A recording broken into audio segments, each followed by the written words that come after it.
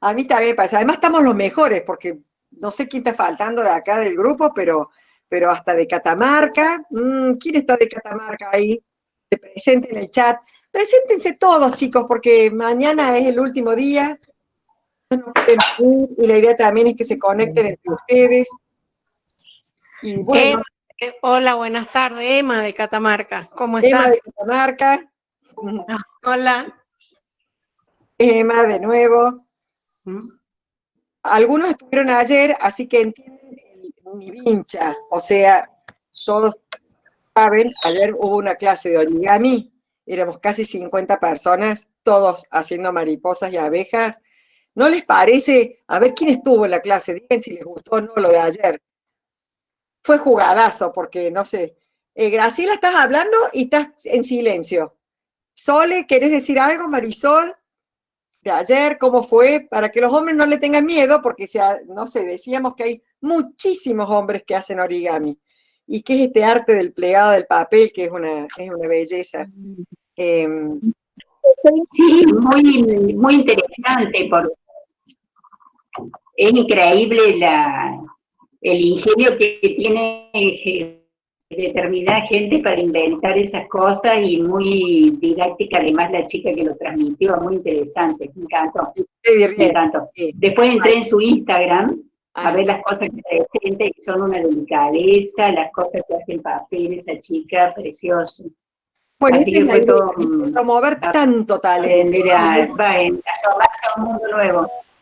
No sé por qué estamos con Sí. la bien. profesionalidad de la gente, de los argentinos, ¿no es cierto? Bueno, acá están todos diciendo, hermoso lo de ayer, bueno, y por supuesto, para ver lo de ayer y todo lo demás, con bastante esfuerzo, Mariana de la revista Trazo está subiendo todos en su canal de YouTube, así que están ahí. No sé si es lo mismo, capaz que no sea lo mismo en vivo que verlo en YouTube, pero ahí está. Sí, y Rafael, te perdiste cuando mostraba la hormiga, por última vez, porque es pesa, por última vez miren lo que es esta hormiga. Y son los artesanos que hay en Tras la Sierra, que es donde se inspira Germán Reutemann, nuestro disertante de hoy, en sacar fotografías y demás. Esa es hormiga. Bueno, todo el mundo ponga su Instagram y sus cosas, después todos van leyendo y van viendo con quién se pueden conectar, así que los invito a todos que pongan su información. Para eso está. Bueno. No sé cómo escribirlo, pero no sé cómo escribir, a ver, espérate. Se pueden silenciar también, antes que lo silencie yo, silenciense solo, y el que quiera que se lo vea, cámara, y el que quiere estar tranquilo y no necesita que se lo vea, aunque para los disertantes a todos les gusta ver las caras y demás. Quedaron divinos los insectos. Que va subiendo y subiendo y subiendo gente. ¿Quién quiere comentar algo? ¿Algo más? ¿Algo?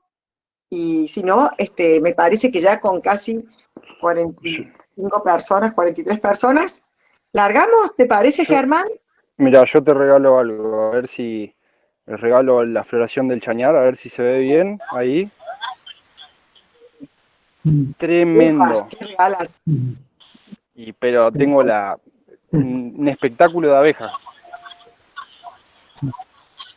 Todos los días. Y hoy que hizo 30 grados acá. Creo que eso hemos logrado. Mucha gente me escribe, he cambiado. Debo confesar que Mateo, que incendié como 4 colmenas, 4 no, en mi casa. No sabía la cantidad de que tengo en mi casa, ahora me doy cuenta. Bueno. Te dice papá que podés venir a escuela porque es un plano conmigo. Bueno, ya silencié. Bueno, Germán, ¿estás listo para que hable de ti? Sí, estoy listo. Bueno, perfecto. Desde Uruguay, muchísimas gracias. Bueno, arrancamos, 7:04. ¿Quién es el ingeniero agrónomo? Perdóname, Germán, ¿qué quiere decir MSC? Magister Scienzae, una maestría. Wow. Pero el Muy título es así. ¿Qué vamos a hacer? Bueno, Germán es profesor asociado de la Facultad de Turismo y Urbanismo de la Universidad Nacional de San Luis. Es codirector del vivero Verde Esencia. Desarrolló su carrera académica en las universidades de la UBA y de San Luis desde 1984 hasta la actualidad. Así que está en San Luis y no puede cruzar a Córdoba, y me confesó hace un ratito que extraña muchísimo ir atrás la sierra, pero no dejan pasar. Y terminamos con lo que más le inhibe a él. Dijo, no sé si ponerlo, pero hay que decir, adivinen cuántos libros ha publicado. Él llevó la cuenta y son 17 libros publicados y 48 trabajos en revistas nacionales e internacionales de botánica, ornitología y en educación. ¡Wow! Es todo un lujo tenerte. ¿Te gustaría comentar algo más de vos, de tu carrera?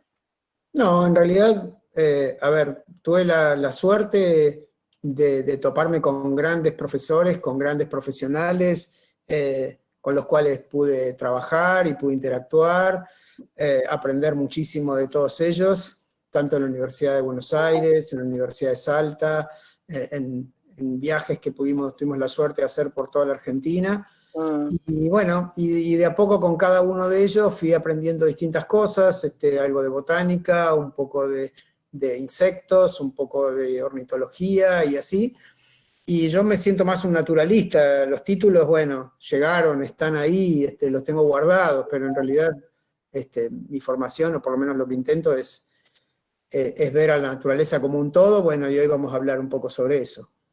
Perfecto, me encantó lo que arrancaste hablando de maestros, ¿no? Es tan lindo tener maestros, y si pudieses ahora, y a lo mejor Lucía te lo escribe, ¿quiénes dirías que son tus grandes maestros a los cuales las demás personas podrían seguir? ¿Qué libro recomendarías? Si así lo ponemos en el chat y después lo podemos volver a repetir, porque aprendí hace poco que los que entran no pueden leer lo que ya se dijo, y se ha dicho tantas cosas ya. Pero ¿tendrías así algún libro? No sé si... Ahora les voy a mostrar algunos libros, sí, incluso Dale. los tenía acá separados. Mi gran maestro fue el ingeniero agrónomo Juan José Valla, de la Cátedra de Botánica de la UBA, de la Facultad de Agronomía, donde yo me formé. Falleció hace poco, lamentablemente, y bueno, con él me formé. En realidad creo que soy lo que soy gracias a él. Fue mi primera inspiración. Ah, qué lindo. Bueno, es una de esas cosas que a mí me gusta, o por lo menos hago lo posible, a veces sale, a veces no, de tratar de más que nada inspirar, más que el conocimiento se obtiene de muchas formas, pero inspirar a la gente para que haga, para que tome determinadas acciones, para que deje de hacer determinadas prácticas que son nocivas al ambiente. Bueno, me parece que ese granito de arena me parece que es el que sirve. Y en ese sentido, bueno, Juan José Valla fue mucho más que eso.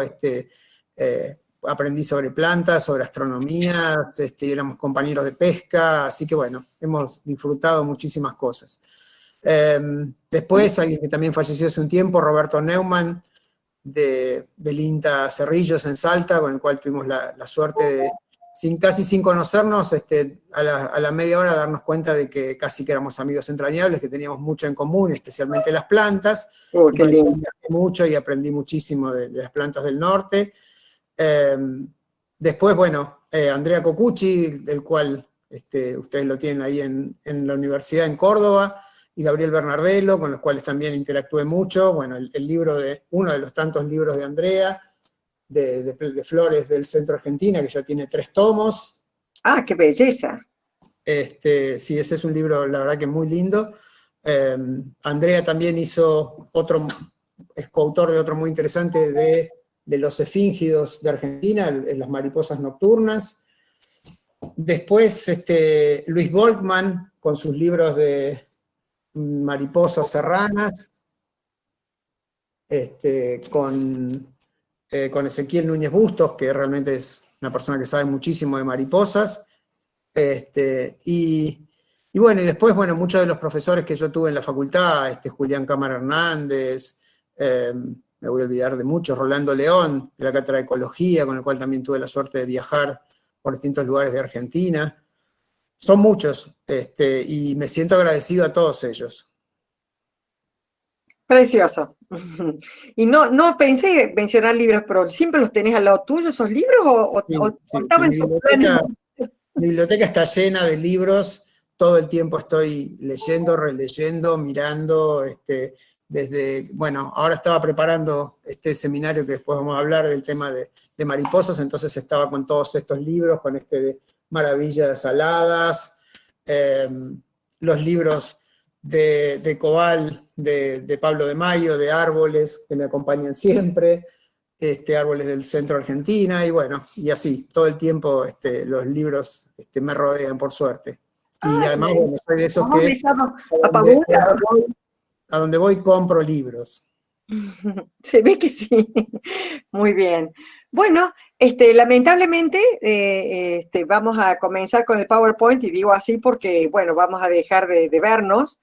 Les recomiendo el que quiere tener el PowerPoint un poco más grande a la pantalla, si pincha donde está esa especie de ¿cómo se llamará? Lo puede agrandar a la pantalla. Ya no te vemos, Germán, pero te vamos a escuchar. Ahí ven la presentación. Se ve perfecto. Bueno, muy bien. Bueno,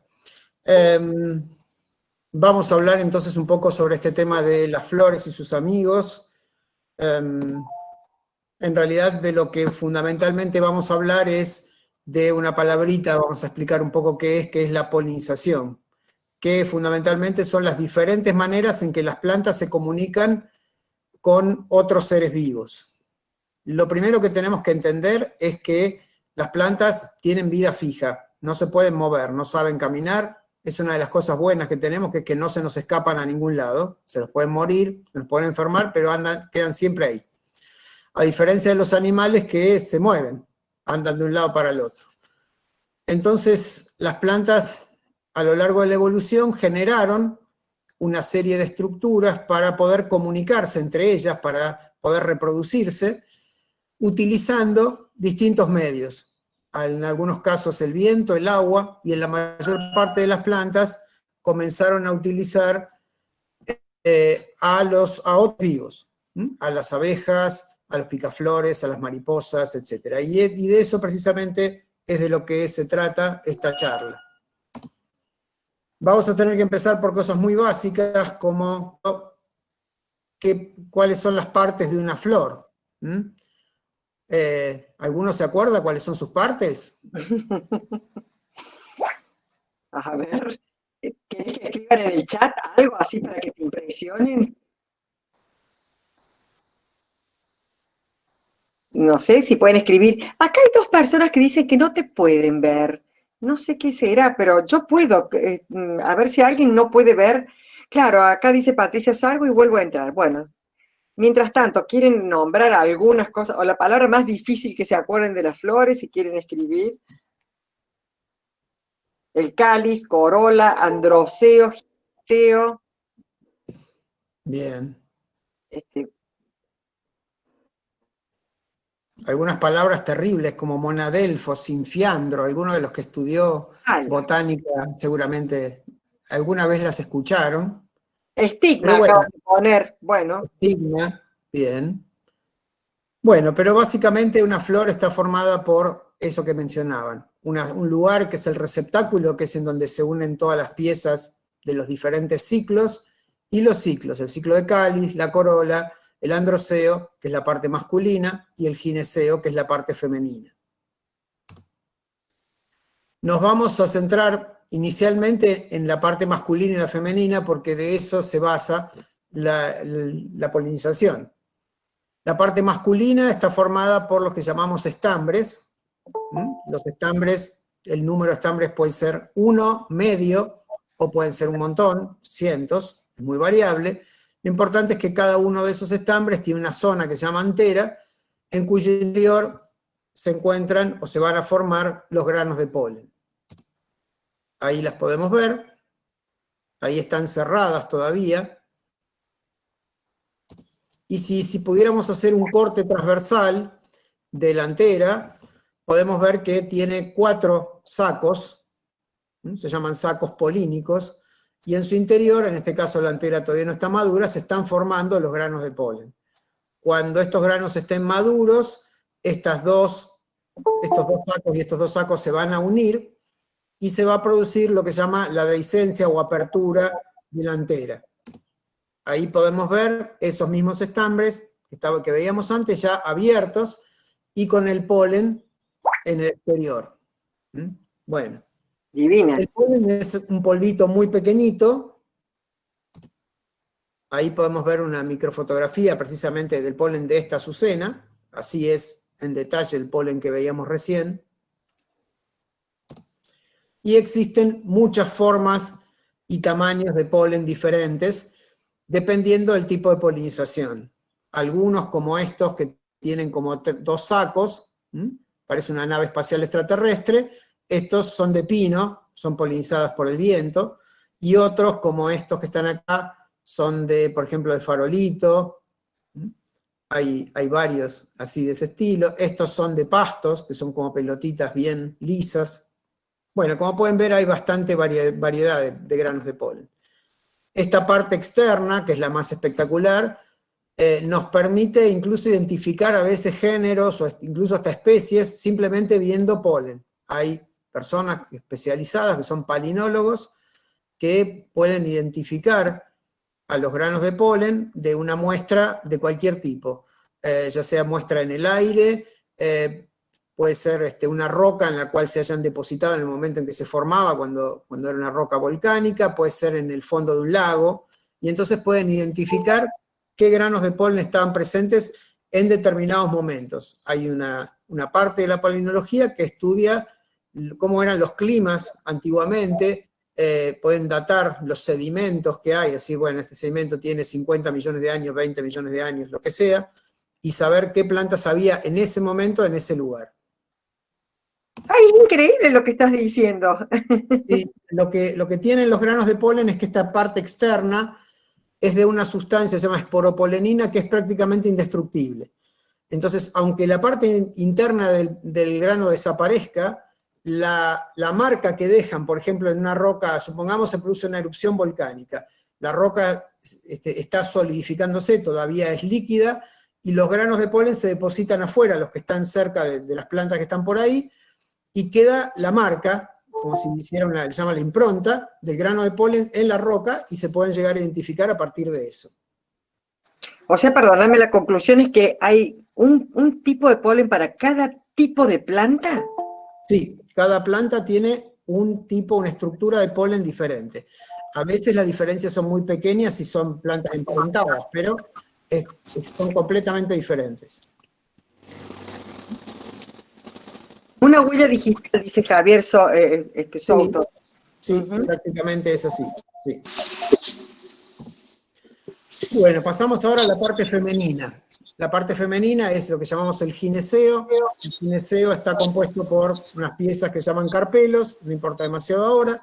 En su interior están los óvulos, que esos sí importan, porque son los que van a transformarse en la futura semilla. Esta es la parte superior de un gineceo. Estos pelitos que vemos acá, rojos, son los estigmas. Ahí es donde van a ubicarse los granos de polen. Se van a depositar en ese lugar. A partir de ahí se produce como una especie de reconocimiento de los granos de polen en relación a la planta. Después les cuento un poquito cómo es un poco complejo, pero bueno, si llega a esta planta que es una rosa china, un grano de polen de pino, no pasa nada, no va a germinar, no va a hacer absolutamente nada. En cambio, si llega el polen de la propia planta, bueno, pueden pasar distintas cosas que después vamos a explicar. Aquí podemos ver un estigma también, en este caso diferente, se llaman estigmas húmedos, tienen un líquido en su exterior, y los granos de polen que ya están acá quedan pegados en esa parte de la flor, en el estigma. Aquí podemos ver, parece la cabeza de un extraterrestre, pero no, es un óvulo. Esta es la estructura anatómica de un óvulo, y esta zona que tiene esta SC es lo que llamamos un saco embrionario. Ahí es donde están las gametas femeninas.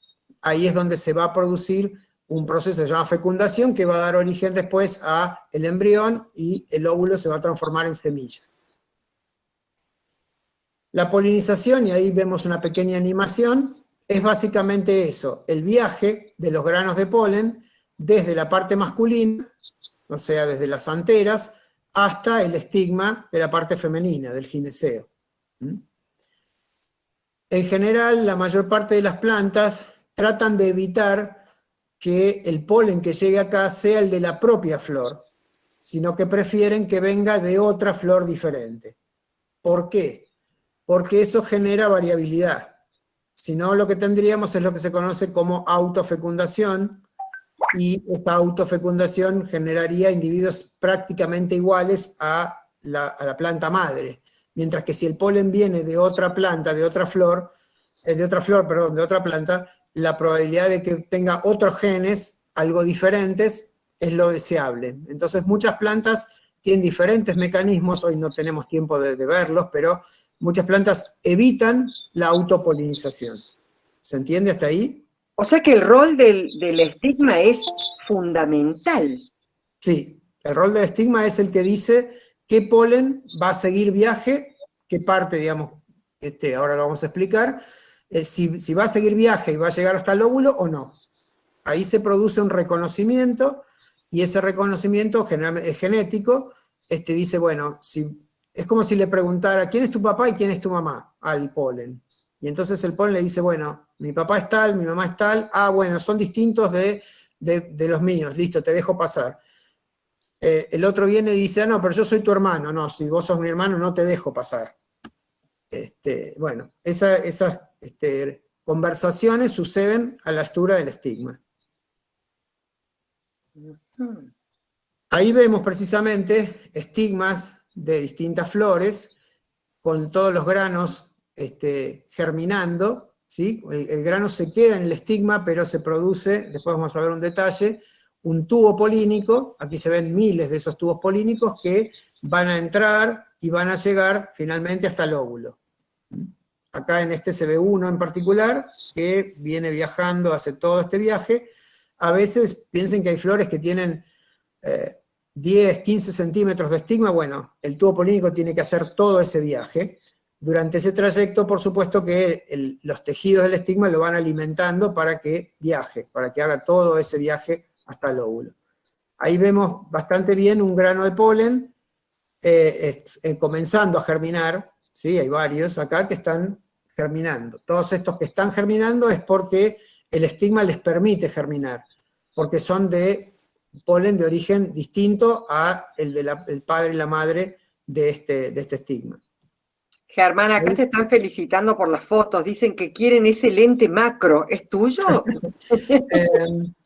Bueno, algunas fotos sí son mías. Yo trabajé bastante tiempo con todo este tema de polinización en la Facultad de Agronomía, y hacíamos esto que se llama epifluorescencia, es un microscopio especial, el cual hay que colorear especialmente los granos de polen, y se ven de esa manera. O sea, se produce la fluorescencia y se ven así.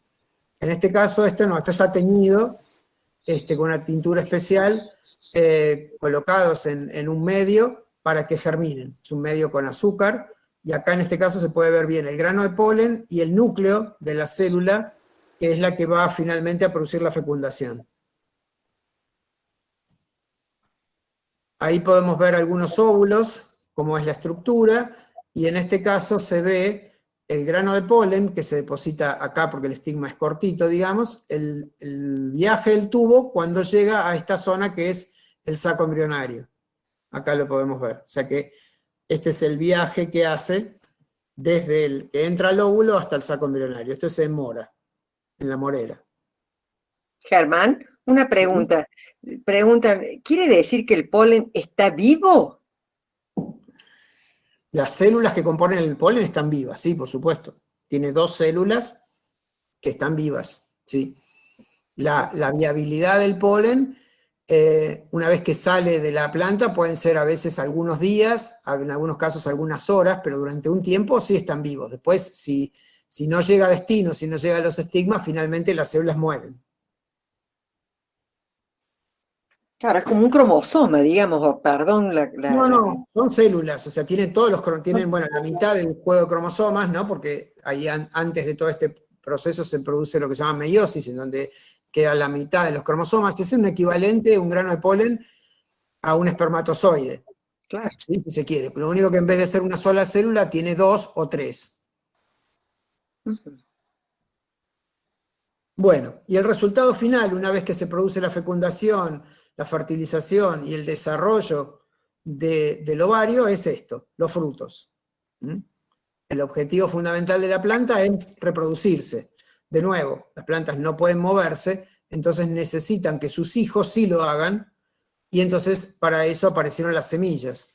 Y las semillas son precisamente un organismo, un individuo nuevo. Tiene un embrión que tiene las mismas partes de una planta, tiene una pequeña raíz, un pequeño tallo, pequeñas hojas, y a partir de ahí se genera una planta nueva, y lo interesante para las plantas también es que es una planta nueva y diferente a la planta madre que la originó, porque genéticamente tiene otra información, no es exactamente igual.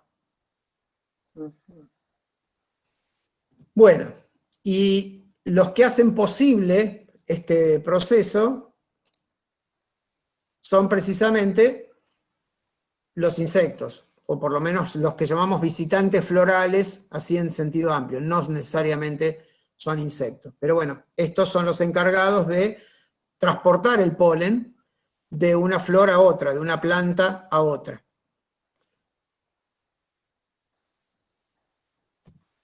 Precioso. En general tenemos dos tipos de polinización. La polinización que llamamos polinización abiótica, es decir, que no necesita de seres vivos, que son el viento y el agua. El agua es raro, hay poquitas plantas, obviamente plantas acuáticas, son polinizadas a través del flujo del agua, o se mueven los granos de polen, lo cual no es común. En general lo que se mueven en el pelo del agua, en la superficie, son flores masculinas, por ejemplo. Van moviéndose y bueno, existe la posibilidad de que toquen a la flor femenina o no. El viento es un vector funciona mucho mejor, entre otras cosas porque es tridimensional, tenemos las 3 dimensiones, y entonces los granos de polen, si son livianos, pueden viajar por el viento miles de kilómetros. De hecho, cruzan el Atlántico o de Estados Unidos a Europa y de Europa a Estados Unidos. ¿En serio? Sí, algunos robles de Estados Unidos son polinizados por polen europeo. Cuando se producen grandes movimientos de masa de aire, los granos de polen son llevados, son transportados y son depositados de un continente a otro. Y bueno, muchas de las plantas menos evolucionadas, bueno, como los robles, los sauces, los álamos, son polinizados por el viento. Las flores son verdes, no son vistosas, porque lo importante es en realidad producir mucho polen, porque la probabilidad de que el grano de polen llegue a la flor femenina no es raro. Entonces, por cada óvulo que produce la parte femenina, se producen en general entre 15.000 y 100.000 granos de polen, para que la probabilidad de que caiga uno y forme fruto funcione.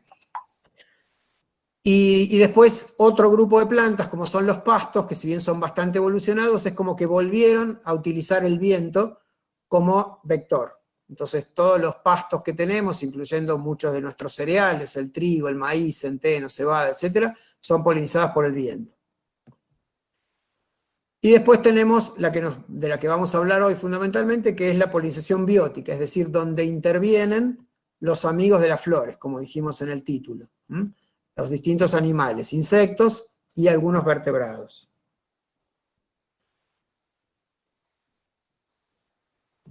Bueno, una de las cosas que tenemos que entender es que las plantas y los visitantes florales, lo primero que tienen que establecer es un diálogo, tienen que hablarse entre ellos.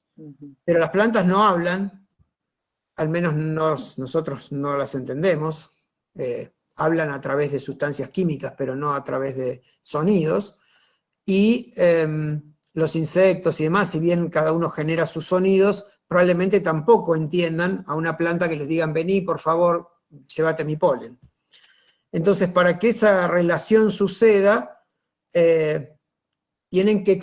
los animales tienen que interpretar señales que les envían las plantas. Las plantas hablan a través del color, a través de la forma de la flor, a través del aspecto que tiene, a través de perfumes, sustancias que emiten, a través de pequeños detalles. Vamos a hablar de algunos tipos de posiciones muy particulares, y todas esas señales tienen que ser leídas y entendidas por los animales. Así que fundamentalmente la polinización es un fenómeno basado en la comunicación. Hay un mensaje que envían las plantas y los animales tienen que entender ese mensaje. Es como una propaganda. Si nosotros nos acordamos de lo que pasa en una propaganda por televisión, pero no nos acordamos del producto, la propaganda no es buena. Nosotros recordamos algo, pero si no sabemos qué es lo que nos quieren vender, no sirve. En este caso es así, las plantas emiten una serie de señales y algunos la interpretan y otros no. Muy bien. Bueno, dentro de esas señales, lo más importante es la propaganda. La propaganda es hacerse visible. Después tenemos lo que llaman las formas de atracción, y por último, si es que va a existir o no un pago por ese servicio de llevar el polen de un lado a otro, que son las llamadas recompensas. Esta es una muy buena propaganda. Flores, una población de plantas que florecen todas al mismo tiempo. Esto hace que los visitantes florales se concentren en ese lugar, porque hay muchas flores al mismo tiempo, todas ofrecen probablemente algo, y entonces las abejas, las moscas o el que sea, viene y visita a muchas de estas flores. Como cada una probablemente sea de una planta diferente, hay un intercambio, un flujo de polen en toda la población. Y eso es lo que las plantas prefieren. Aquí lo mismo, esto es el desierto de Chile. Fíjense la cantidad de flores que hay en un mismo momento. Si hiciéramos las cuentas, los japoneses seguramente lo harían en un ratito, dirían que hay por lo menos unas 500.000 flores en ese espacio de unas 2, 4, 5 hectáreas. Bueno, esa es una propaganda fundamental, enorme. A pesar de ello, yo he estado ahí en el desierto chileno, la cantidad de polinizadores que hay es bastante baja, y sin embargo, bueno, las plantas logran un cierto nivel de polinización, pero en relación a la cantidad, la oferta de flores es bastante bajo. Y nosotros en los jardines hacemos exactamente lo mismo. Colocamos flores, y esto, si bien es un mensaje probablemente para nosotros, porque nos gusta verlas, disfrutar estos cosmos y demás, también es una gran señal para las abejas, las moscas, las mariposas, etc. Bueno, una vez que el mensaje es decir, bueno, acá estoy, tengo un color que seguramente ves y te gusta y demás, esa primer parte del, llamémosle, romance entre la abeja y la flor sucedió, tienen que pasar otra serie de cosas para que la abeja o el visitante floral que sea se acerque a la flor. Por ahora las vio, dijo, uy, qué bueno, cuántas flores. Ahora viene la segunda etapa. Y para eso depende un poco de lo que es la presentación de la flor en sí, ya no el conjunto, el color, porque no todos los visitantes florales ven los mismos colores, los posibles cambios de color y los perfumes. Esta flor está indicando a través de estas líneas que vemos acá, estas que vemos así, que van todas hacia el centro, la señal es, aquí tengo recompensa, acá hay un pago porque te metas adentro de la flor. Esas se llaman guías de néctar. Una flor de gran tamaño, con mucho polen, como este cactus, es un atractivo para abejas, murciélagos, etcétera, ya los iremos viendo. Ahí la abeja ya se metió adentro de la flor es un mar de polen y se mete y empieza a sacar lo que necesita, polen o néctar. En este caso, esta inflorescencia de lantana es más atractiva por el hecho de tener flores de distintos colores, las amarillas, las medio naranjitas, las más rojas, que si fuera de un solo color. Germán, ¿sí? No, te interrumpo porque justamente los otros días comentaban que exactamente la mariposa, su relación con la lantana. ¿Puede ser que la lantana cambie de color cuando una mariposa se ha posado o la ha tocado? ¿O es un mito eso? A ver, lo vamos a aclarar cuando lleguemos a las lantanas. Pero lo vamos a Ajá. no es exactamente así, pero bueno, por de pronto este efecto de dos colores es más atractivo que uno solo. Después nos vamos a meter en la lantana y las mariposas. Ah, perfecto, sí. Algo ha surgido en estos días con ese tema. Bueno, y después está el pago, las recompensas. El típico pago para la mayor parte de los visitantes florales es néctar. El néctar es un jugo azucarado, es agua y sacarosa, fructosa, en determinados porcentajes, que varía de acuerdo al tipo de flores. En algunos casos especiales, en vez de producir néctar, producen aceites. Los aceites son 3 veces más energéticos que el néctar, pero es pesado y es para un determinado visitante floral. En algunos casos el polen también es la recompensa, porque el polen es alimenticio, como dijimos, tiene células vivas y muchos visitantes florales comen polen. Los perfumes pueden ser un atractivo, pero también pueden llegar a ser una recompensa. Algunas abejas en particular toman esos perfumes y se vuelven más atractivas ellas. Son generalmente machos de determinadas abejas ante las hembras que si no se perfumaran. Y en algunos casos también hay partes carnosas, alguna parte, un pétalo carnoso o una parte de las brácteas que protegen las flores, etc. En general se han definido estos que llamamos síndromes de polinización. Un síndrome es una cantidad, un conjunto de características que distinguen a estos distintos tipos de polinización. Es decir, que hay flores especializadas en ser visitadas por escarabajos, otros por moscas, otros por abejas, otros por picaflores, otros por aves, otros por murciélagos. Y también hay algunas que no entran en un síndrome en particular y que llamamos generalistas. Es decir, que un escarabajo, una mosca, una abeja o una mariposa pueden visitarlas y no tienen ningún problema y las acepta todas. Vamos a ir viendo un poco los distintos síndromes de polinización y vamos a ver ejemplos de cada caso. El primero es la polinización por escarabajos. Los escarabajos en general son bastante torpes, tienen aparato bucal masticador, es decir, que rompen partes de las estructuras, y por lo tanto las flores tienen que ser fuertes y grandes. En general son abiertas porque no son buenos voladores, aterrizan a los ponchazos, y en general prefieren perfumes frutales, en muchos casos porque precisamente muchos de las larvas o de los adultos comen fruta. Las recompensas pueden ser partes comestibles, pueden ser polen o puede ser engaño, que no obtengan absolutamente nada. Ahí podemos ver un escarabajito trabajando arriba de una flor, lleno de polen. Estos astilus son bastante comunes aquí en toda esta zona, son escarabajitos que uno ve mucho en las flores. Y uno de los que ve mucho también son las luciérnagas. Las luciérnagas durante la noche ya sabemos lo que hacen, pero durante el día se alimentan en parte de polen y en parte a veces de insectos que cazan en las flores. Así que muchas veces las vemos visitando flores.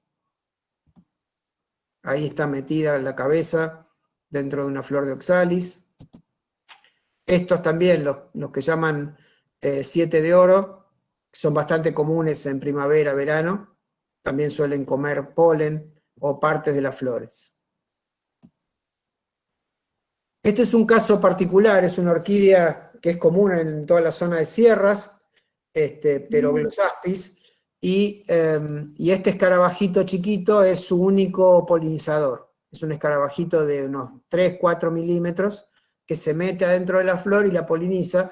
En este caso, la orquídea no le ofrece nada, es un engaño, le hace creer que adentro va a tener néctar y no hay absolutamente nada. Ah, En las orquídeas es bastante común, después lo vamos a ver en otros ejemplos, pero más del 30% de las orquídeas engañan a sus visitantes florales. Algunos engaños, ya los vamos a ver, son bastante ingeniosos. Aquí tenemos otro en una venaria, esta es visitada tanto por avispas, acá podemos ver abajo la avispa con el polen. En el caso de las orquídeas el polen no está suelto, sino que está en masas, en grupos que se llaman polinias, y acá también vemos el mismo escarabajito que vimos antes con la cabeza llena, pegado la polinia, ¿no? el saco con polen. Bueno, pasamos a la polinización por moscas. Las moscas hay distintos grupos, ahora los vamos a ver. En general las flores suelen ser o de color blanco o de colores marrones o incluso negros. Pueden tener perfumes muy dulces o tremendamente desagradables. Yo digo a veces olor a pañal de bebé usado, pero hay cosas peores incluso. Y la recompensa puede ser polen o pueden ser engañadas.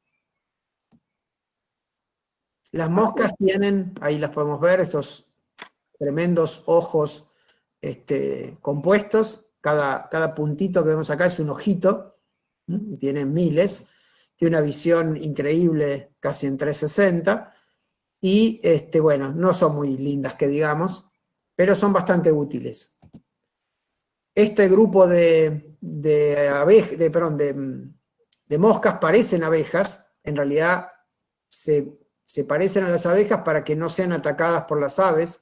Como las aves saben que las abejas tienen aguijones, entonces, y estas no, las moscas a lo largo de la evolución se han empezado a parecer a las abejas como para ser menos comidas, menos predadas. qué increíble. Estas palpadas, mesograma, y estas que parecen mosquitos pero bien peludos, de la familia de los bombilios. Estas fotos están sacadas acá. Son bastante comunes en verano. Parece que tuvieran un aguijón, parece que nos van a picar, pero no, es para meterlo adentro de las flores y sacar el néctar. Ahí los vemos. Te están elogiando las fotos en comentarios, que qué fotos, ¿eh? Sí, la verdad que son lindas. Esta creo que la saqué en Mendoza, es de un Baccaris, y bueno, esta mosca que la verdad que la clasificación de los distintos grupos a veces es compleja.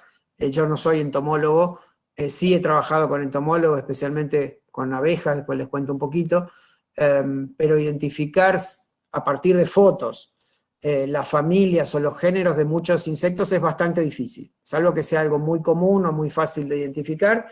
En general los caracteres que se usan son muy pequeñitos, a veces tiene que ver con cómo es la punta de la pata, las nervaduras de las alas, es bastante complejo, así que para mí esto es mosca, hasta ahí llego.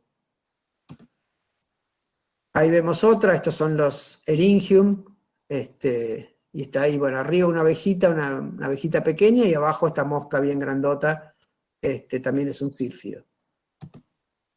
Algunas también, en vez de simular ser abejas, simulan ser mariposas, como esta. Esta es del género Anthrax, le deben haber puesto género antes que apareciera los virus, pero bueno, se llama así. Estas fotos también son de acá.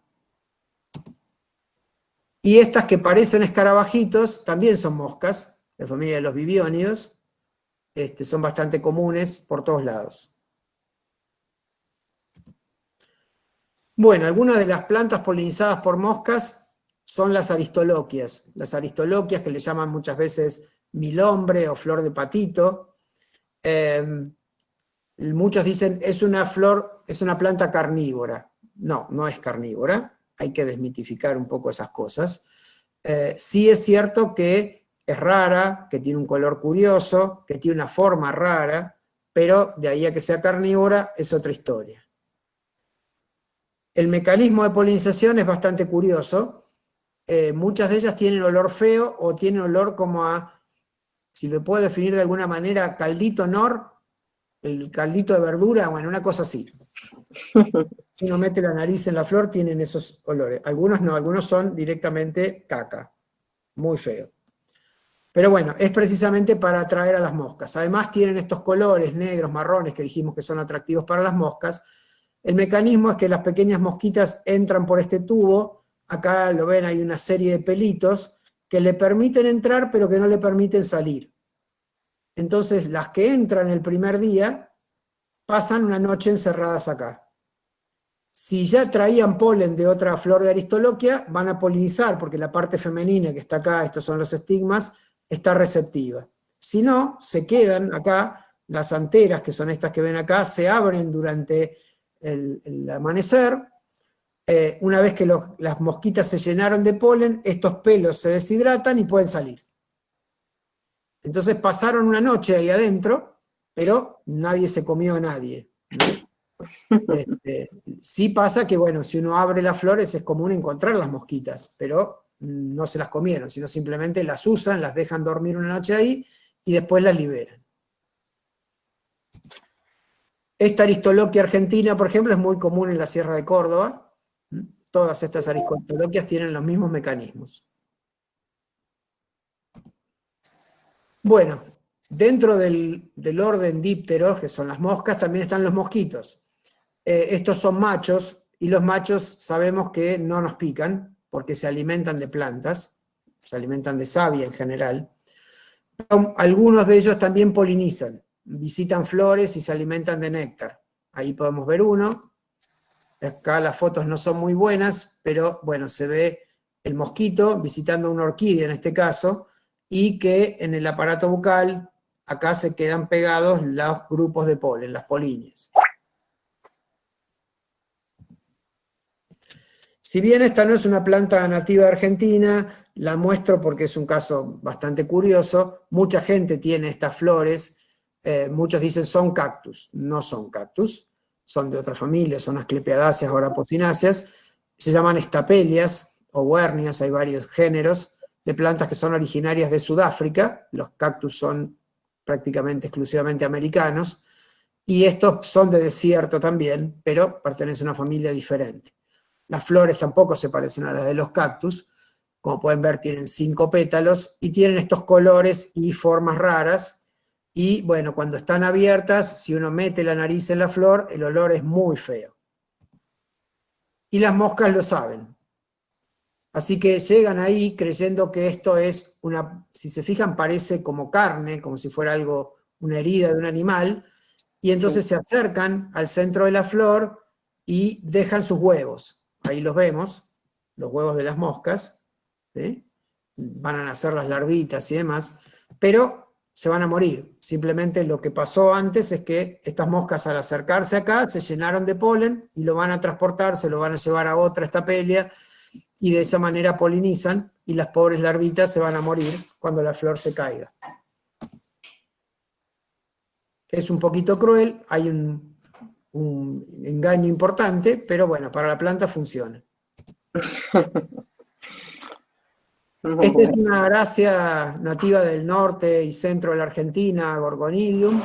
Parece una cala, es un pariente cercano a las calas, que también es polinizada por moscas. El olor es bastante fuerte, no tan feo, pero bueno, las moscas se meten adentro de esta inflorescencia y de esa manera van llevando el polen de un lugar a otro. Fíjense el color también marrón, casi negro. Esta no es una planta nativa, pero bueno, se las muestro porque está considerada la flor más grande del mundo.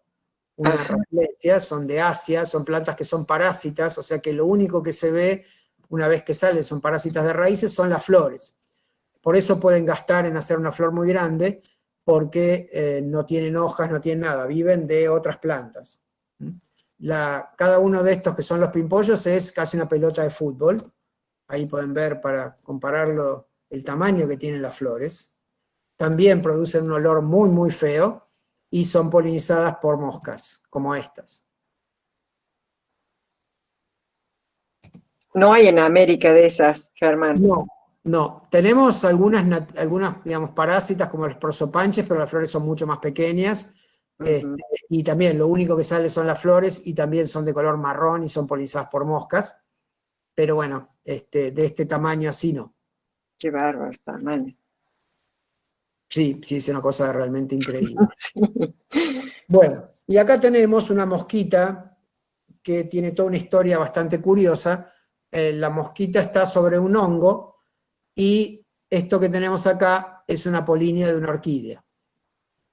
Cuando un grupo de biólogos en Ecuador empezó a estudiar estos hongos, vieron que estas mosquitas depositaban huevos en el hongo para que las larvas se comieran a los hongos. Bueno, hasta ahí estaba todo bien, pero cuando empezaron a ver que las mosquitas, algunas de las mosquitas traían polinias de una orquídea, dijeron, acá hay algo raro, acá está pasando algo que no debería suceder, no tiene lógica que una mosca que busca hongos para el alimento de sus crías traiga una polinia de una orquídea. Entonces empezaron a investigar a ver qué había alrededor en esa selva, y en primer lugar ellos sabían de hongos, así que empezaron a ver todos los hongos diferentes a los cuales estas mosquitas se comían, las larvas se comían parte de su cuerpo.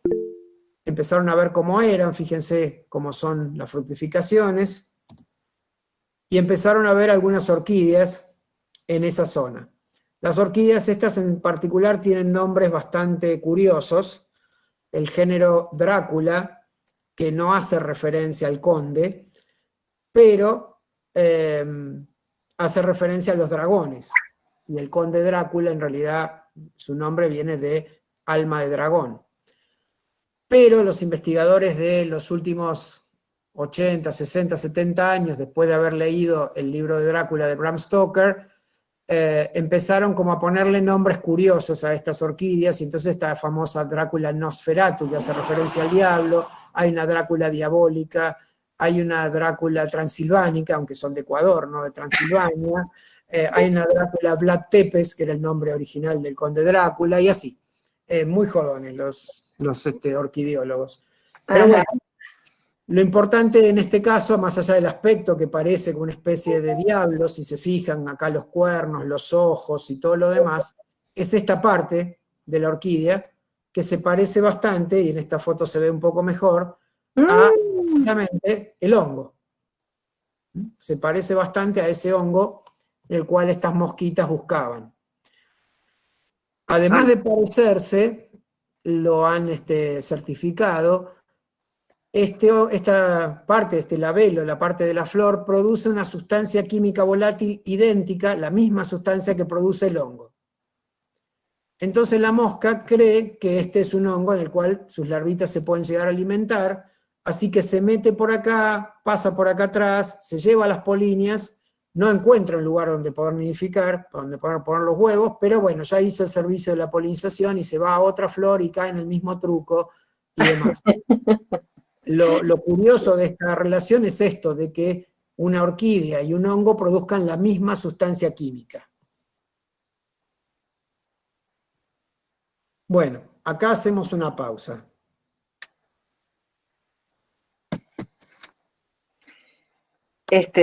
Bueno, ¿hacemos la pausa? En realidad son 7:52, Germán, pero podemos hacer una pequeña pausita, por supuesto. Les comento a todos que, bueno, Germán es de Buenos Aires, pero está ahora en San Luis, como comentábamos al principio, y cuando estábamos charlando, antes de comenzar, hablamos de San Luis, le dije, cada vez que voy para esa zona, no puedo evitar leer poesías de Antonio Agüero. Y me comenta Germán que él también le encanta. Quizás todos los que han ido por esa zona saben lo importante que es la figura de Agüero como poeta en la zona, y lo quisimos conjugar con algo que tiene mucho que ver también con esta charla, con el tema de las aves, que es el árbol abuelo. Creería yo que todos en algún momento hemos ido, o espero que si no lo han hecho, lo puedan alguna vez hacer, ir a visitar al famoso algarrobo abuelo. Entonces nos pareció que podíamos leer una pequeña poesía. En realidad la poesía es un poquito muy completa, y estamos medio justos de tiempo. Así que, Germán, solamente me pareció decirles nomás que se conecten, lo busquen a Antonio Agüero, es poeta argentino puntano. Todas sus poesías son maravillosas, conectadas con la naturaleza, Este habla del Padre y Señor del Bosque, Catedral de los Pájaros, y va mencionando a los nombres de los seres que visitan tu cielo entrelazado con la alegría de alabar a amigos y la emoción de recordar a hermanos. Y va mencionando a la calandria, a la cigarra, al hornero, a la urpila, a la urraca, a la torcaza, a los loros, y de cada uno dice algo, del cardenal, del chingolo, del zorzal. Bueno, si nadie es experto en pájaros, por lo menos tiene la alegría de saber que esos nombres los conoce, ¿no? Al carpintero, al rey moro, la viudita, el cachilote, el crispín, o crespín, el halcón, y va hablando de ellos y les hace un homenaje precioso y termina con Algarrobo natal, abuelo nuestro, catedral de los pájaros. Y bueno, la idea era esto, mencionar que está muy arraigado Germán en esta zona puntana. Qué lindo que es cuando uno cree que no puede vivir en otro lugar del que nació, y sin embargo cuando tiene que vivir esa experiencia, se va arraigando y va disfrutando. Comentaba que sale a su jardín y la maravillosa música de los pájaros, no puede creer lo que es este contacto tan directo con la naturaleza, y a veces la gente en las grandes ciudades, en su caso en Buenos Aires, para poder encontrar tantos pájaros y tanto canto y demás, tienen que movilizarse y buscarlos, y acá se los encuentra en su propio jardín. Así que eso era todo, era una pequeña pausa y poner un pequeño homenaje a los poetas, y estos poetas que nos conectan con la naturaleza y nos hace tanto bien, más en esta época, y más, les cuento a los que no son de Córdoba, estamos viviendo tiempos extremadamente difíciles con los incendios, muy, muy, muy crueles. Es muy cruel lo que nos está pasando, es dramático, así que bueno, es un pequeño homenaje a esto, a estos árboles y a estos pájaros y a esta naturaleza a la que estamos maltratando, pero con el ciclo de era aportar un pequeño granito de arena y tomar más conciencia de todo lo que podemos hacer. Yo te diría que continúes, porque tenemos una tradición de 18 días, que es comenzar puntual y tratar de cerrar puntual, porque sabemos que mucha gente a las 8 tiene otras obligaciones, otras responsabilidades, otros gustos, otras necesidades de Reiki, de yoga y demás, para poder afrontar todos los tiempos difíciles que nos están tocando. Así que desde ya despido a todos los que se tienen que ir, entendemos, pero por supuesto Germán va a continuar, porque todavía tiene mucho, mucho, y ya empiezan todos que nos quedamos, seguimos, no sabes. Bien, Ay, bueno. dice Medina que su mamá se la recitaba como buena niña puntana. Bueno, no hay como la Argentina, chicos, hay que hacer algo para poder seguir disfrutando de este país maravilloso. Pero me solidarizo con Córdoba, muchas gracias, y que la charla está genial. Vamos a seguir con la charla, solamente despedir a los que se tienen que ir, decirles que mañana es el cierre, hay unas palabras filosóficas, se llama Mirada Filosófica, muy lindo, vale la pena, y todo un cierre de todos los que tratamos de hacer esto. Así que muchísimas gracias a los que asistieron hoy.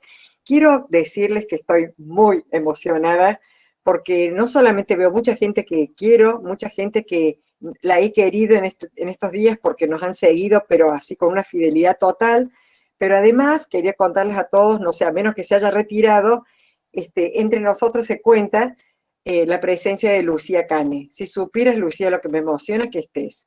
Y quiero que sepas que hemos estado promocionando libros, e inevitablemente el gran porcentaje de los libros tienen el sello de la revista Jardín. Quisiera agradecerte a vos y a toda la gente de la revista Jardín, que hacen tanto, tanto para que la gente que sabe comparta sus saberes, y la gente que no sabe tenga acceso. Como dije los otros días, hasta hicimos un pequeño homenaje a los lugares que venden revistas usadas, y dijimos, se encuentra cada joya y se puede, es accesible, así que para todos. Ya hablábamos de lo lindo que es invertir dinero y tiempo en libros. Así que, Lucía, si estás ahí, un honor que estés con nosotros. Ay, gracias, el honor es mío. Qué amorosa. No, sos lo más. Así que me emociona mucho que me haya mandado por WhatsApp, Germán me haya contado que estás. Bueno, Germán, bueno, despido a todos los que se tengan que ir y si no, se quedan, nos quedamos más, ¿no es cierto, Germán? Hay mucho más. Sí, sí, sí, hay bastante más, sí. Voy a Hay tratar de ir bastante rápido, más. pero bueno. Pero le demos porque seguimos Bien, y disculpas a bueno. los que querían todo en una horita nomás, pero bueno. Bueno, igualmente va a quedar grabado, así que después el que quiera puede retomar con lo que le faltó. Exactamente. Bien. Bueno, ahí dicen genial, Lucy. Bueno, muy bien. Bueno, Sigamos. muy bien. Bueno, seguimos entonces. Vamos a hablar ahora de las abejas, aunque yo sé que durante este ciclo se habló mucho de la abeja doméstica, yo no voy a meterme con el tema de la abeja doméstica, fundamentalmente porque, bueno, porque no es una especie nativa de la Argentina, es una especie de Europa y de Asia que se cría especialmente, obviamente, para la obtención de miel. Yo soy un consumidor de miel, pero bueno, tiene su lado bueno y su lado malo. El lado bueno, obviamente, es el que nosotros disfrutamos de su miel y demás. Tiene algunos inconvenientes en el hecho de que se han asilvestrado y son grandes competidoras de nuestras abejas, también tenemos las nuestras, Ajá. y entonces en muchos casos generan daño ambiental. Ahí la podemos ver súper bañada de polen a una abeja doméstica, pero nosotros también tenemos nuestras abejas sociales, como la abeja doméstica, que son las meliponas. Las meliponas son abejas mucho más chiquitas que producen una miel llamada miel rosa, que es muy rica, que sería bueno que empiece a hacerse cada vez más común. Se exporta a Europa y a Asia lo que se produce, pero bueno, todavía falta un camino para recorrer para domesticarlas del todo. Hay varios investigadores trabajando en distintas universidades con ellas. Una de las ventajas que tienen las meliponas es que son abejas sin aguijón, así que no pican, uno las puede agarrar sin ningún problema, manipularlas, y no hay problema, y se distribuyen, hay un montón de géneros, y tiene una distribución muy amplia en Argentina. Esta es melipona, es de Misiones, esto es plebeya, esto apareció mientras yo todavía trabajaba en la Facultad de Agronomía, en una palmera, un nido, y ya estaban todos, uy, ¿qué le vamos a aplicar? ¿Qué le vamos a pulverizar? Bueno, yo hice así, me Ay, agarré con la mano, y me agarré un puñado, y les digo, ¿por qué van a pulverizar si no pican? No hacen nada. Bueno, las dejaron ahí y todavía están. Es esta especie plebeya molesta, que pobre de molesta no tiene nada, pero bueno, es una abejita muy útil, y como les digo, la miel rosa es muy rica. Tienen una organización social un poco más básica que la de las abejas domésticas, pero bueno, tienen actividad, disminuyen su actividad durante el invierno, que es cuando no hay flores, y tienen una actividad muy fuerte primavera, verano, otoño. Te cuento, Germán, que van haciendo comentarios, pero bueno, vamos a leer el de Lucía Cane, que dice, pero las meliponas producen mucho menos miel que las abejas domésticas, ¿no? Pregunta, ¿puede ser?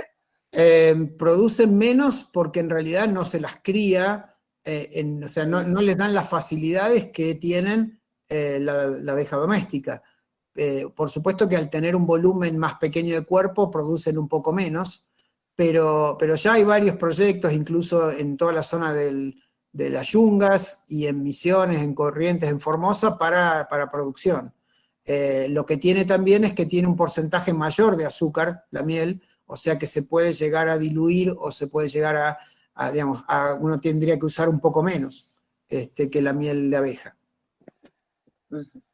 Bueno, después tenemos también otro grupo de abejorros. Los abejorros también son sociales, la organización es diferente a la de las abejas porque dura poquito, dura un año, y después solamente queda la hembra, y la hembra vuelve a ser un panal nuevo, pero tienen vida social. Estos a mí me han picado un montón, tienen unas mandíbulas fuertes y pican fuerte, no como las meliponas. Hay varias especies, y después tenemos el grupo más grande de abejas nativas, que son abejas solitarias, es decir, que estas no son sociales, viven cada individuo por su lado. Esta abejita metalizada son del género Aureoclora, son muy comunes, uno las ve mucho en las flores. Las hembras, acá la vemos llena de polen en el abdomen, hacen pequeños agujeros en la madera o en el suelo, lo forran generalmente con partes de de hojas y colocan ahí el polen y los huevos. Y de ahí emergen al año siguiente o al ciclo siguiente las larvas. Ahí las podemos ver trabajando en las flores, hacen un servicio de polinización excelente. También hay algunas avispas que visitan flores, a veces no con buenas intenciones, a veces se alimentan de néctar, pero muchas veces también las avispas están en las flores para poder comerse otros visitantes florales, o capturarlos y llevárselos. Tenemos varias plantas que son atractivas para nuestras abejas, como es Gaya, que es bastante común y muchas parientes de la familia de las malváceas. Hay una cantidad bastante grande de flores especializadas para abejas. Aquí podemos ver algunas de ellas. Esta es una avispa también. Ahí vemos otras avispas, los Eupatorium, los Ex-Eupatorium, son plantas que utilizan mucho las abejas. Y después, más hacia el norte de la Argentina, tenemos estas abejas especiales, el género Euglosa, que cuando se juntan en grupos gigantescos. Son grandes polinizadoras también. Y les voy a comentar una historia rara, curiosa de estas abejas con las orquídeas. Esta orquídea que ven ahí es una góngora, el género tiene varias especies diferentes, y estas abejas parece que estuvieran haciendo cola, ¿no? Una tras de otra. Esta flor en particular, en esta zona, produce una gotita de una sustancia que es narcotizante, no es néctar. Entonces los machos de estas eulosas toman esa gota y entran en una especie de trance y caen de espaldas. Acá en esta vieja foto podemos ver a la abeja y acá la abeja desmayada. Se cae y al caerse se lleva el polen en la espalda, las polinias. No te puedo creer. Se despiertan y dicen, uy, qué lindo, y lo vuelven a repetir en otra flor, y por eso es que muchas veces vemos esto, de que están esperando que la flor produzca la gotita para poder caer en esa especie de vicio que tienen. Ay, no, es increíble lo que acabas de mostrarnos. Qué increíble. Bueno, y después también hay otra parte un poco más curiosa entre la relación entre las abejas, las avispas en muchos casos, y las orquídeas, que involucran sexo. Ya no es droga, es solamente sexo. Ni rock and roll. Sí, le falta el rock and roll, pero bueno, habrá que hacer el rock and roll de las abejas, quizá. Qué bueno. Bueno, estas orquídeas, estas por ejemplo son comunes en Tandil, en distintas zonas serranas, tienen este labelo, este pétalo bastante extraño, y producen una sustancia, una feromona, que es exactamente igual a la feromona de la hembra de una avispa en particular. Entonces, durante los primeros días en que sale la flor, es el momento en que coincide con que aparecen estas avispas macho. Las hembras aparecen unos días después. Entonces, el macho lo único que hace es buscar hembras, por lógica, y encuentra la orquídea, que huele como una hembra. Entonces dice, si se parece a una hembra y huele como una hembra, debe ser una hembra. Y entonces copula con la flor. Se llena de polen, acá lo vemos en la espalda, y se va a otra flor, y así hasta que finalmente aparecen las hembras. Pero ya está agotado el macho entonces. Sí, ya termina con unas ojeras tremendas, pobrecito. Y bueno, este tipo de polinización se llama pseudocopulación, se descubrió hace algunos años aquí en Argentina, aunque ya Darwin en sus libros lo mencionaba. Quizás el más espectacular es esta es una draquea de Australia. Esta parte de la flor, que es el labelo, se parece mucho a la hembra. Ahí podemos ver la hembra de esta avispa, que no tiene alas, y el labelo. Los dos producen la misma sustancia química. La hembra sale del suelo, se para en un palito y comienza a producir feromonas para que el macho que tiene alas venga y copule con ella. La orquídea hace exactamente lo mismo. La sustancia es esta, quiero que por favor la memoricen todos y su estructura, pero bueno, exactamente la misma sustancia química que produce la avispa y la orquídea. Y el resultado final es este, el macho copulando con la flor y no con la hembra. Ay, mi amor, no.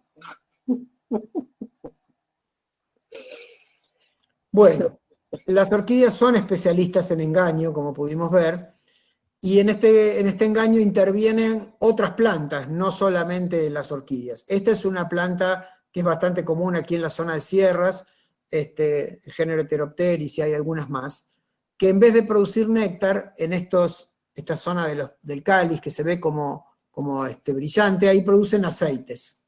Esos aceites son utilizados por estas abejas del género Centris para alimentar a sus crías. Bueno, hasta ahí todo bien.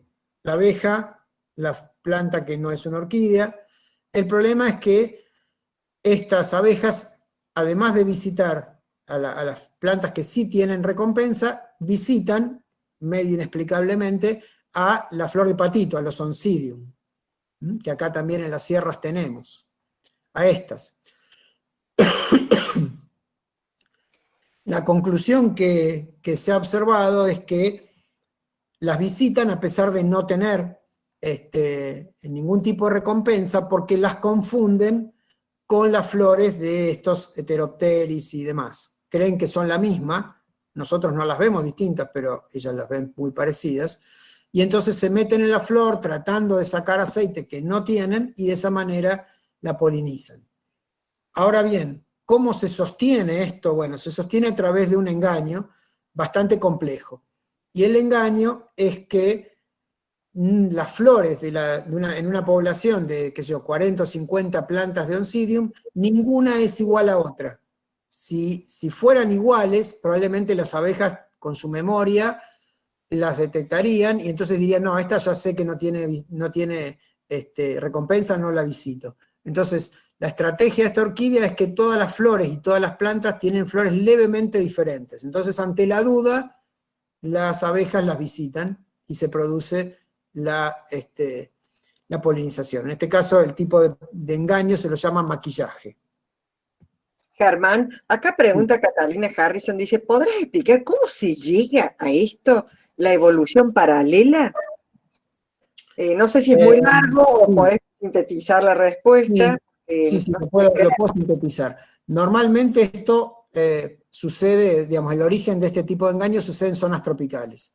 En zonas tropicales las plantas tienen necesariamente, por vivir en condiciones a veces diferentes, mucha plasticidad, es decir, se adaptan a vivir en la parte de arriba de los árboles, en la parte de abajo, en la parte media, en lugares donde hay más humedad, donde hay menos, etc.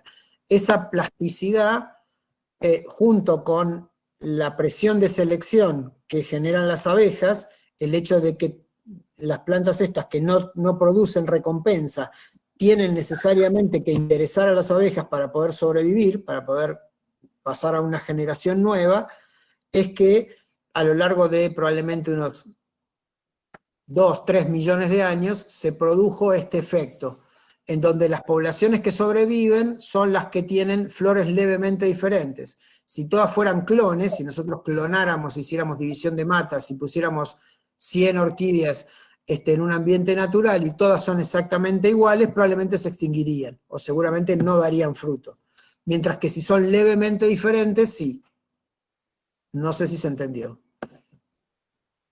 Bueno, y si no, darás una charla próximamente, como dicen acá, estas charlas para varias horas. Sí. Yo tenía una serie de explicaciones, pero las saqué porque es un poquito, digamos, se hacía muy largo. Vamos a ir viendo un poquito del tema de las mariposas, la psicofilia. Las mariposas tienen, a diferencia de otros insectos, una enorme memoria, así que pueden memorizar cosas y aprender. Esto se sabe a través de toda una serie de ensayos que expuestos a una determinada flor, en 10, 15 minutos las mariposas aprenden a cuál ir y a cuál no. Las mariposas tienen un aparato bucal que es como una especie de pajita que meten adentro de la flor, el néctar sube por capilaridad, después tienen que enrollar esa pajita, ese aparato bucal, y ahí recién se alimentan de néctar. Los adultos, en general, solamente se alimentan de néctar. Hay mariposas que no tienen aparato bucal y no se alimentan directamente como adultos, no se alimentan. Pero bueno, hay un montón de mariposas diferentes. Estas fotos las saqué acá en casa, todas ellas.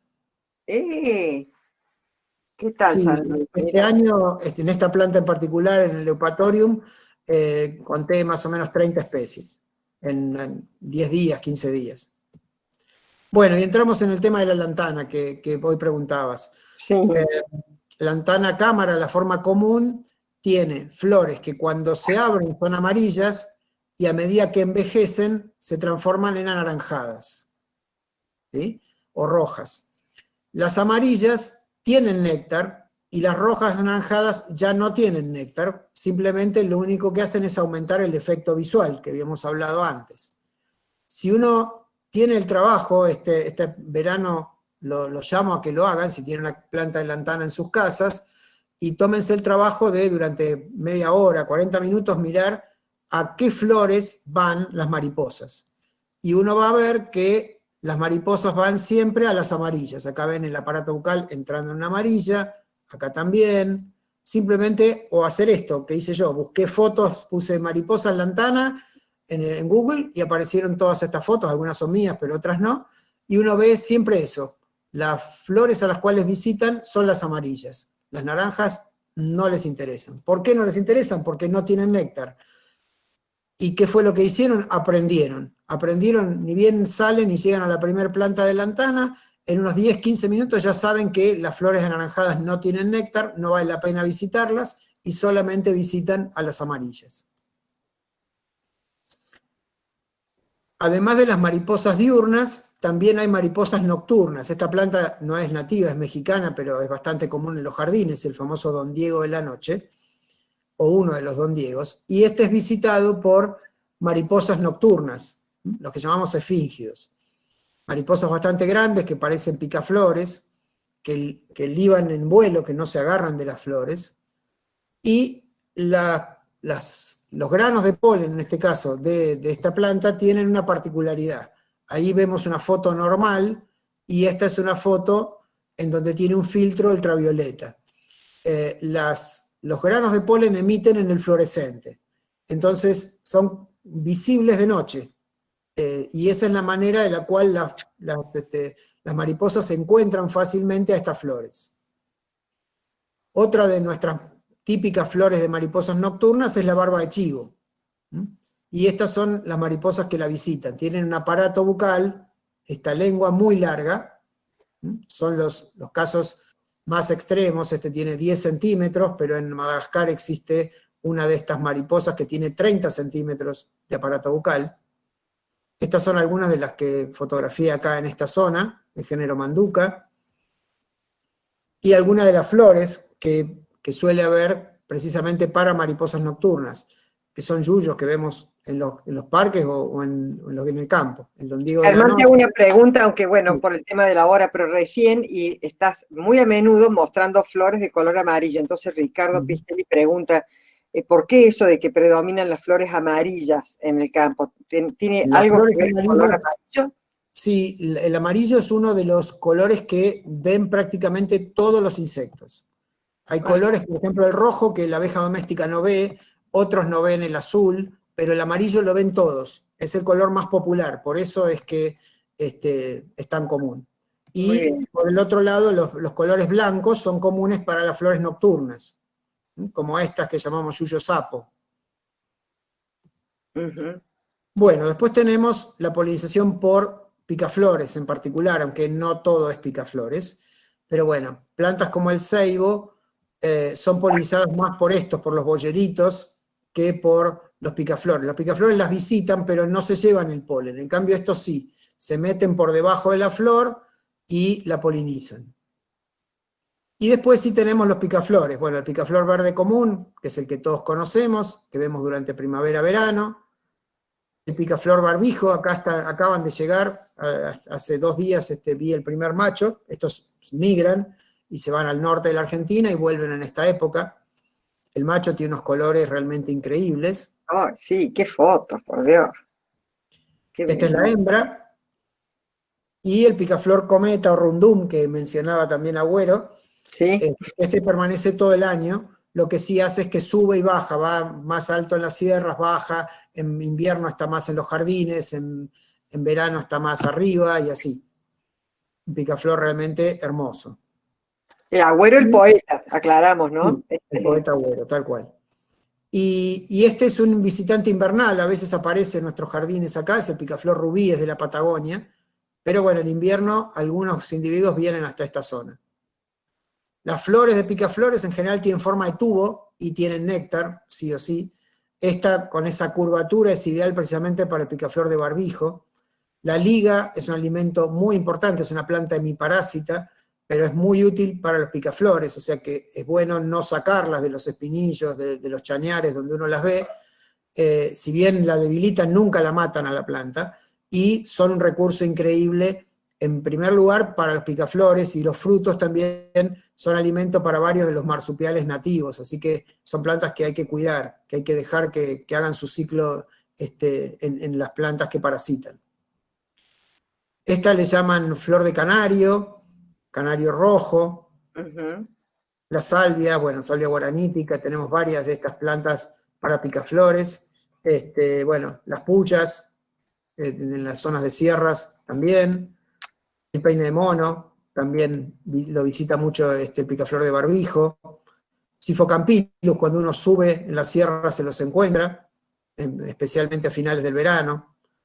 Y por último, tenemos a los murciélagos. Los murciélagos tienen muy mala prensa, eso lo sabemos, pero son útiles porque se alimentan de gran cantidad de insectos, especialmente cucarachas, arañas, así que bueno, en general las flores son flores blancas porque son las que se ven de noche. Estas fotos no son mías, pero son espectaculares, por eso las quise compartir. Muchos cactus de flores nocturnas son polinizadas por murciélagos. Ahí podemos ver que tienen una lengua muy larga. Impresiones. En el fondo, sí. Y son casi los únicos mamíferos y los únicos visitantes florales que digieren el polen. Pueden destruir esa esporopolenina y se alimentan de polen. O sea, forma parte de su alimento. Este es uno de los equinopsis, uno de los cactus que es muy común de ver en las sierras de Córdoba y son polinizadas en parte por mariposas nocturnas, pero sobre todo por murciélagos. Acá hay alguien que dice, qué bonito, re bonito los murciélagos pone, pero bueno, ay. Sí, tienen esa mala prensa, pobrecitos. Acá, bueno, esto de requeridos, ¿no? Que son útiles, que son importantes para la polinización de muchas plantas y que entonces hay que tratar de no matarlos. Bueno, y para terminar, algunas de las prácticas que uno puede hacer para tener visitantes florales en nuestros jardines, ¿no? En general, el tema del uso de plantas nativas, porque son las que mejor se adaptan a los visitantes, porque ya las conocen y saben cómo son sus ciclos. Tratar de generar espacios canteros con muchas flores, especialmente para mariposas, para abejas. No tenerle miedo, porque mucha gente le tiene miedo, ay, pero no voy a poner esto porque le tengo miedo a los abejorros. Los abejorros en general no pican, salvo que uno se meta en sus nidos, que los hacen en el medio de pastos y demás, o sea que la posibilidad de un encuentro con un abejorro, más allá de que nos pasan cerca y hacen ruido, es nada. Y bueno, y sobre todo el tema de no aplicar agroquímicos. Eso es fundamental. Después uno puede hacer algunas otras cosas más, como construir pequeñas casitas. Ahora está de moda este tema del hotel para los insectos. Fundamentalmente es para abejas, avispas. Se pueden hacer de muchas maneras diferentes, con incluso madera agujereada, con un taladro de distinto diámetro, y con eso funciona perfectamente bien. Te invito a que veas vos y toda la gente la charla que dimos sobre esto, que en realidad lo primero que aclaró Diego Fabián, biólogo del CONICET, fue que tratáramos de usar la palabra, que evitáramos la palabra hotel y tratáramos de usar refugio, porque en realidad el hotel uno entra y sale, en cambio estos son refugios, y nos dio una clase magistral de cómo construir uno, así que los invito a todos que vean esa charla, porque realmente fue muy linda, muy importante hacerlo correctamente. Sí, son bastante fáciles de hacer y realmente dan muy buen resultado. Nosotros lo hemos probado, muchas avispas que se alimentan de arañas, muchas de las abejas polinizadoras van y los ocupan. Y después hay algunas propuestas de diseño de utilizar las plantas para atraer mariposas. Hay un libro de la Cersei Society de Estados Unidos en donde habla sobre cómo diseñar jardines para tener mayores resultados, para que vengan más mariposas. También hay alimentadores para mariposas. Lo que tiene es que como las mariposas necesitan un porcentaje de azúcar un poco más alto que el de un picaflor, a veces no es fácil. También están los alimentadores para picaflores. También se puede utilizar fruta para atraer mariposas, cortar naranjas, manzanas, y muchas de ellas vienen. Y bueno, con esto termino y los invito a los que les interesa mucho el tema de las mariposas.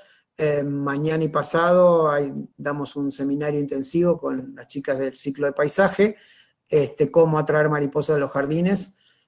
Así que bueno, van a ser 6 horas de hablar fundamentalmente de cómo diseñar, qué plantas utilizar, qué mariposas tenemos en Argentina, cuál es su biología, cómo hacer diseños atractivos para mariposas, entender también que está la otra parte, que es alimentar a las larvas, y bueno, ver todo el ciclo completo. Así que bueno, perdón, Germán, con el tema de los incendios acá en Córdoba se hablaba también de dejar pequeños cuenquitos de agua. ¿Estás de acuerdo vos con que todos estos pájaros, mariposas, abejas, todos necesitan lugares para tomar agua? Sí, no tiene que ver con los incendios, en realidad tiene que ver con la sequía. Tenemos varios meses sin agua, en donde prácticamente la mayor parte de los arroyos están secos, donde han bajado mucho de los embalses.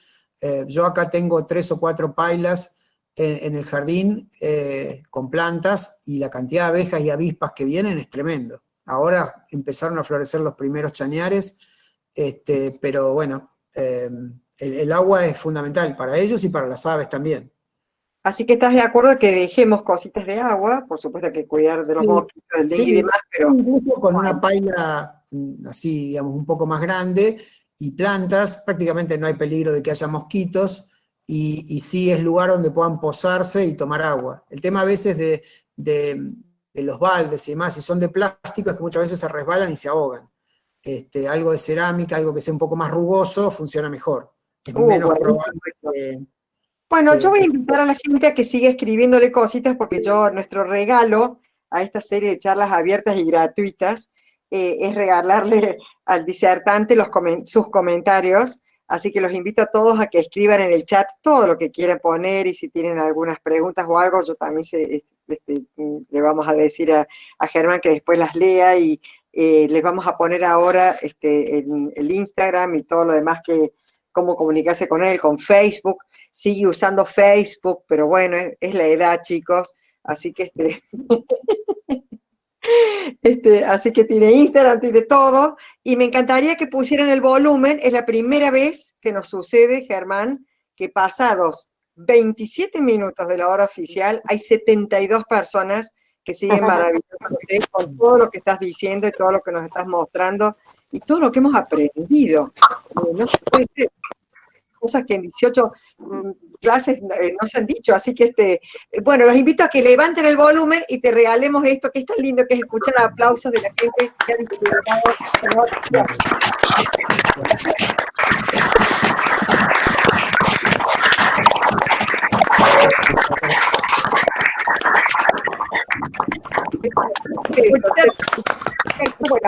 muchísimas gracias. Como dirían los milenios, por el aguante, y porque realmente, bueno, nos hemos pasado el tiempo y sabemos que el tiempo vale oro y que todos estamos muy ocupados con tantas cosas, pero es imposible irse, no sé, los que se han ido realmente me da mucha pena porque se tienen que haber ido muy acongojados de dejar la charla. Por supuesto que el PowerPoint está accesible, ya les voy a poner ahora el mail, básicamente es guardianesdelacademia@gmail.com, y yo represento todo un grupo de gente que hace 10 años que nos juntamos para aprender de huerta. Las hortelanas y hortelanos tenemos este grupo que se llama Huerta en Flor. Entonces el mail es huertaenflor@gmail.com. y ya vamos a ir buscando formas de entregarles los PowerPoints y sepas de YouTube de la revista Trazos, vamos a subir todas las charlas. Y bueno, ahora lo que si hay alguien que me pueda ayudar y copiar, quizás bueno, todos están diciendo cosas preciosas y a ver si lo hago o no sé si hay Lucía que nos pueden ayudar porque Germán al principio puso su Instagram, su Facebook, y lo vuelvo a escribir para que se comuniquen con él, para que y no los quiero. Ahí, a ver, no, sí, está, sí. Y le pongo Huerta en Flor, PowerPoint.